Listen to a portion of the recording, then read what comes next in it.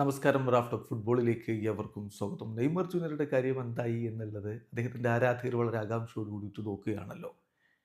അദ്ദേഹം അൽ ഹിലാൽ വിട്ട് സാന്റോസിലേക്ക് എന്ന വാർത്ത വരാൻ തുടങ്ങിയിട്ട് കുറച്ചായി. Italian football journalist Fabrizio Romano അടക്കമുള്ളവർ അതിനെക്കുറിച്ച് വാർത്ത കൊടുത്തിരുന്നു. പക്ഷെ പിന്നീട് വലിയ രൂപത്തിലുള്ള ചർച്ചയിൽ പുരോഗമനമില്ല എന്നായിരുന്നു വന്നുകൊണ്ടിരുന്ന വിവരമെങ്കിൽ ഇപ്പോൾ ഇതാ വീണ്ടും ലേക്യുപ്പ് അടക്കമുള്ള മാധ്യമങ്ങൾ റിപ്പോർട്ട് ചെയ്യുന്നു. നെയ്മർ ജൂനിയറുടെ സാന്റോസിലേക്കുള്ള മാറ്റം അതിനു വേണ്ടിയിട്ടുള്ള നെഗോസിയേഷൻ ഫൈനൽ സ്റ്റേജസിലാണ്. ഇനിയിപ്പോൾ വലിയ ട്വിസ്റ്റ് ഉണ്ടായില്ലെങ്കിൽ, ബാരിങ് എ സഡൻ ചേഞ്ച്, അങ്ങനെ ഒരു സഡൻ ചേഞ്ച് ഉണ്ടായില്ലെങ്കിൽ നെയ്മർ അദ്ദേഹത്തിൻ്റെ ഫസ്റ്റ് ക്ലബ്ബായിട്ടുള്ള സാന്റോസിലേക്ക് തിരികെ പോകും.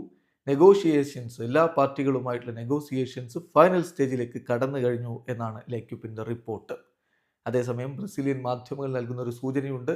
സാന്റോസിലേക്ക് നെയ്മർ ജൂനിയർ ഈ മാസം അവസാനത്തോടു കൂടി മൂവ് ചെയ്യുമെന്ന് മാത്രമല്ല, അദ്ദേഹത്തിൻ്റെ പ്ലാൻ എന്ന് പറയുന്നത് സാന്റോസ് വേഴ്സസ് ബൂട്ടഫോഗോ മത്സരം ഫെബ്രുവരി 5 ആ മത്സരത്തിൽ കളിക്കാൻ ഇറങ്ങുക എന്നുള്ളതാണ് അദ്ദേഹത്തിൻ്റെ പ്ലാൻ എന്നാണ് ഇപ്പോൾ ബ്രസീലിയൻ മാധ്യമങ്ങൾ നൽകുന്നത്. ചുരുക്കത്തിൽ നെയ്മർ ടു സാന്റോസ് എന്നുള്ളത് യാഥാർത്ഥ്യമാവാൻ പോകുന്നു. വീഡിയോ അവസാനിക്കുന്നു.